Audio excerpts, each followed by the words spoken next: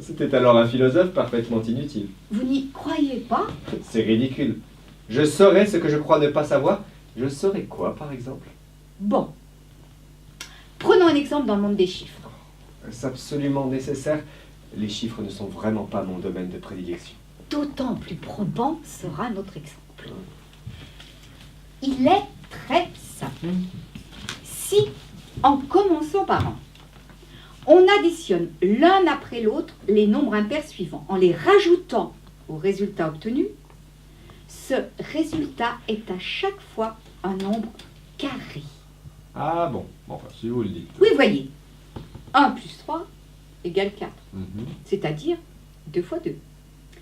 Rajoutons au résultat 4 le nombre impair suivant, 5. 4 plus 5 égale 9. Or, 9 est le carré de 3. Suit le nombre impair 7, que nous rajoutons au résultat 9. 7 plus 9 égale 16, qui se trouve être le carré de 4, et ainsi de suite. Ah, voyons, après 7 vient 9. 16 plus 9 égale 25, oui. 25. Oui, carré de 5. 25 plus 11. 11, merci. 36, c'est-à-dire 6 fois 6. Ah oui, je vois. Oui, et 36 plus 13 égale 49, c'est-à-dire 7 fois 7, et ainsi de suite. Ah, c'est amusant. Bon, ça n'a aucun intérêt. Hein. Mais c'est intéressant. Je constate avec plaisir que vous commencez à prendre goût aux mathématiques. Seulement, savons-nous si ce principe continuera à s'appliquer à l'infini? Ouais, nous en étions à 13. Or, étant nous-mêmes finis, nous pourrons vérifier à l'infini. Ah, votre exemple est si séduisant que je n'imaginais pas qu'on tombe si facilement d'accord. Alors, comment, sans être un dieu, ou dieu tout court, si vous préférez, comment savoir si ce jeu de nombres continue à l'infini? Or, vous me direz peut-être qu'on ne peut pas. Oui, parce que ces choses-là ne nous appartiennent pas, mais à Dieu seul. Alors, regardez. 1 plus 1 plus 3 égale 4. Et c'est un carré. Et puis je rajoute 5, c'est-à-dire 3 plus 5. Et c'est toujours un carré. Ah, mais évidemment, il suffisait de... Et puis vient 7, c'est-à-dire 5.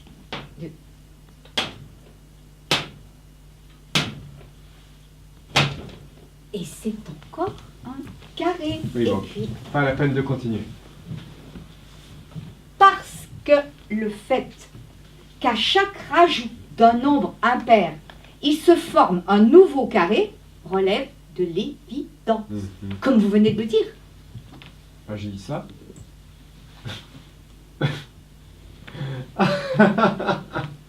Là, vous me laissez pantois. Serait-ce un compliment? Prenez-le pour tel. Oh, vous me flattez. Ah non, non, non, non, pas du tout. Ah, c'est un très joli tour. C'est presque élégant. Et vous faites ça pour amuser le peuple. Ça? Non, c'est juste pour vous amuser, vous, cher visiteur. Soyez un peu sérieux, je vous prie, vous ne passez pas tout votre temps à ce genre de niaiserie. C'est vrai.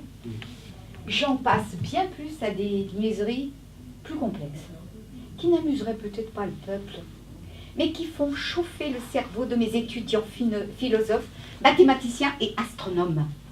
Et c'est ce jeu-là qui vous sert à vos tours de prestidigitation? On peut le dire comme ça, c'est une question de point de vue. J'espère ne pas vous avoir fâché. Parce que vous me trouvez amusante.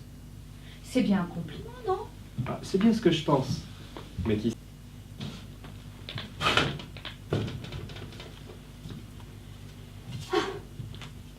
Ce cercle représente la Terre. Oui, je m'en doutais. Et ça, c'est le célèbre phare d'Alexandrie. Il est grand par rapport à la Terre. Oh, vous avez raison. Il est beaucoup trop grand. C'est pour mieux le voir. Admettons. À l'approche d'Alexandrie, en bateau, l'endroit à partir duquel le feu du phare est visible pour les marins est le point où la tangente qui passe par le sommet du phare touche la Terre. La mer en fait. Oui, mais disons la Terre. D'accord. Je trace la tangente.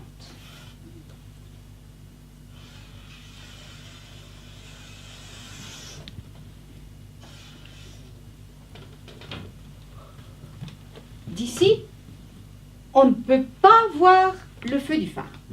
Seulement à partir de ce point-ci. Nous le marquons et nous le relions au centre de la Terre, tout comme le phare. Alors si mes souvenirs sont bons, on peut calculer la circonférence d'un cercle si on connaît son rayon. Très bien. Mais comment mesurer le rayon de la Terre? Je suis sûr que vous avez trouvé un moyen pour contourner le problème. Dessinons un carré à partir de ce rayon du cercle. Pourquoi? Pour contourner le problème.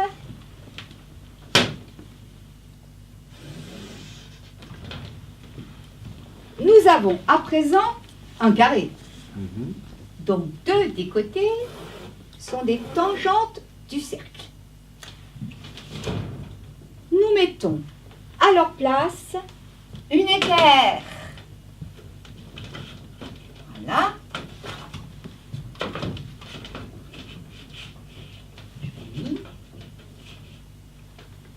Dont les côtés intérieurs égalent le rayon du cercle. Mais pourquoi? Parce que la largeur de l'équerre fait la hauteur du phare. Oh, excusez-moi, il ne s'agit pas de pourquoi, mais de comment. Faites-moi confiance juste pour quelques minutes. Encore vos histoires fumeuses auxquelles personne ne peut comprendre. Vous finirez bien par comprendre. Si l'on considère les côtés extérieurs de l'équerre, ils forment avec le premier carré un deuxième carré plus grand que le premier. D'accord? D'accord, mais... Dessinons à présent un troisième carré qui ait les mêmes côtés que le deuxième, correspondant donc à la distance entre le sommet du phare et le centre de la Terre. À quoi cela sert-il? Ce n'est même pas de la géométrie ce que vous faites. Ah bah ça c'est la meilleure. C'est soit un jeu pour m'égarer, soit c'est pire. Oui, c'est un casse-tête. Hein?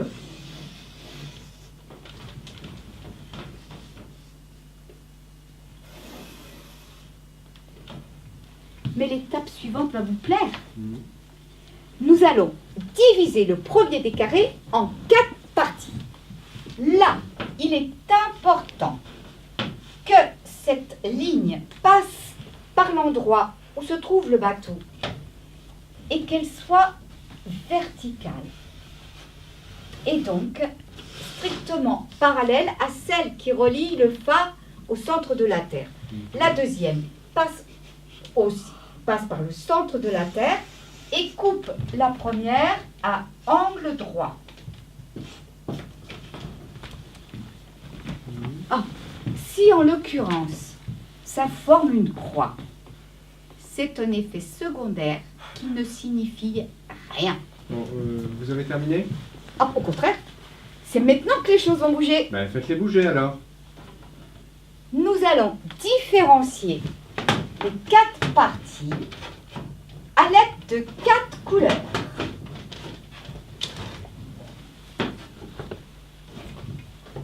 Et voilà. C'est plus joli, non? C'est plus coloré, c'est tout. Oui, et on voit mieux qu'il y a 2 quadrilatères et 2 triangles. Voici un autre jeu de quadrilatères et de triangles. Strictement identique au premier. Mais pour les fixer, vous faites comment? Oh, avec des aimants. C'est pour ça qu'on m'a parlé d'un casse-tête magnétique.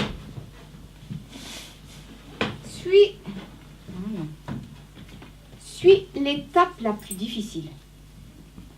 Il s'agit de placer ces quadrilatères et triangles dans le troisième carré, de telle sorte qu'ils touchent tous les côtés du carré.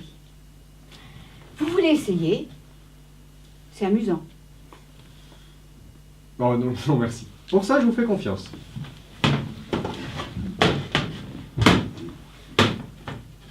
Une fois.